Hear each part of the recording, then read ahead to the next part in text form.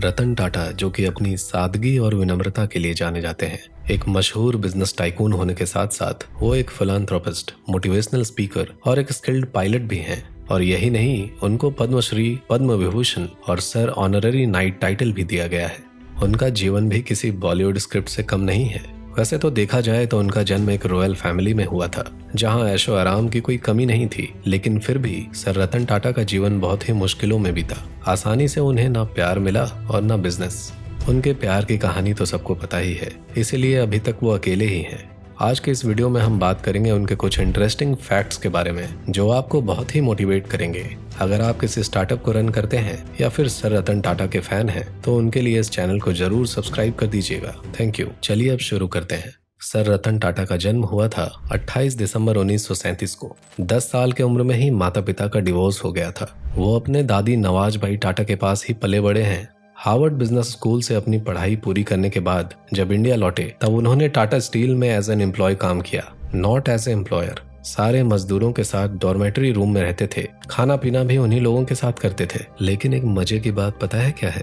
IBM की शानदार job offer छोड़ दी थी उन्होंने अपने इस फैमिली बिजनेस टाटा कंपनी में काम करने के लिए। है ना चौंकाने वाली बात? जब कंपनी ने उनके मेहनत और डेडिकेशन को देखा, तब उन्हें एज ए लीडर अपॉइंट किया गया और उनके लीडरशिप में टाटा ग्रुप को 40 गुना रेवेन्यू मिला और प्रॉफिट 50 गुना। रतन टाटा के बिजनेस माइंडसेट की वजह से 2016 में कंपनी ने $103 मिलियन कमाए। आप में से कितने लोगों को ये पता है कि हमारे ये बिजनेस टाइकून एक स्किल्ड पायलट भी हैं? जी हाँ दोस्तों, 2017 में रतन नवल टाटा पहले ऐसे इंडियन थे जो फैल्कन 16 के पायलट रह चुके हैं। इंडियन इकोनॉमी में भी इनका बहुत बड़ा योगदान है। हमारे पूरे GDP में टाटा अकेला ही 4% का कंट्रीब्यूशन करते हैं। साल के लगभग 50,000 करोड़ के टैक्स कंट्रीब्यूट करती है ये कंपनी, इसीलिए तो ये सबसे अलग है। इनका मोटिव सिर्फ खुद का विकास नहीं है, बल्कि देश का विकास है। रतन टाटा किसी हीरो से कम नहीं है। 200 साल जिन ब्रिटिशों ने हमारा खून पिया, सर रतन टाटा ने उनके मशहूर चाय की ब्रांड टेटली को ही खरीद लिया। सिर्फ यही नहीं, ऐसे कई पॉपुलर फॉरेन कंपनीज को उनके चेयरमैन लीडरशिप के दौरान टाटा ग्रुप ने टेक ओवर कर लिया। बिजनेस में अप्स एंड डाउन्स तो होते ही हैं। जब बिजनेस में लॉस होता है, तभी आपको असली दुनियादारी की सीख मिलती है। ठोकरों से ही तो सही ठिकाना मिलता है। 1990 में टाटा मोटर्स की हालत बहुत ही खराब हो चुकी थी, इसीलिए रतन टाटा ने उसे अमेरिकन जायंट कंपनी फोर्ड को बेचने का निर्णय किया।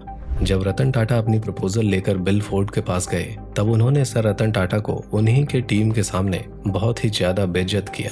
यहाँ तक कि ये भी कहा था, हम आपकी कंपनी को खरीद कर आपको फेवर कर रहे हैं। रतन टाटा ने अपनी कंपनी बेची नहीं, बल्कि इस ह्यूमिलिएशन को, इस अग्रेशन को बिजनेस में कन्वर्ट किया। जिस टाटा ग्रुप के पास मोटर्स की ज्यादा नॉलेज नहीं थी, वही टाटा मोटर्स आज एक पॉपुलर कार मैन्युफैक्चरर है। समय का पहिया घूमने में ज्यादा टाइम नहीं लगता।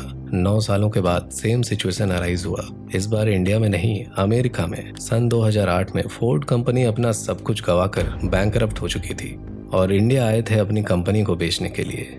किसी इंडियन ऑटोमेकर के लिए ये पहला बिगेस्ट डील था लग्जरी कार ब्रांड्स को एक्वायर करने का। You are doing us a big favour by buying JLR। Thank you Bill Ford. जी हाँ दोस्तों, बिल फोर्ड ने ऐसा ही कहा था। As an Indian Ratan Tata ने वो कर दिखाया। जैगुआर और लैंड रोवर को उन्होंने $2.3 बिलियन में खरीद लिया था। सर रतन टाटा अपने वादों के पक्के हैं। 2009 में अपनी प्रॉमिस के मुताबिक उन्होंने मिडिल क्लास फैमिलीज के लिए मोस्ट अफोर्डेबल कार लॉन्च किया था, वो भी बस 1 लाख में। उनका नाम किसी भी बिलियनियर या फिर रिचेस्ट पर्सन के लिस्ट में क्यों नहीं है? क्योंकि वो अपने और बिजनेस से होने वाले अर्निंग्स का 65% ऑफ वेल्थ चैरिटी में डोनेट कर देते हैं। इंडिया के ग्रोथ के लिए उन्होंने बहुत सारे एजुकेशन फंड्स और स्कॉलरशिप्स अरेंज किया और अपग्रेडेड हेल्थ केयर फैसिलिटीज भी लॉन्च किए। रतन टाटा जी सिर्फ टाटा ग्रुप के ही नहीं, बल्कि पूरे देश की शान है, जो जमशेद जी टाटा की लेगेसी को बाखूबी आगे बढ़ा रहे हैं। तो दोस्तों, आज के लिए इतना ही। अगर ये वीडियो पसंद आए तो इसे लाइक जरूर करें और हमारे channel the hidden diary Hindi को सब्सक्राइब कर लें।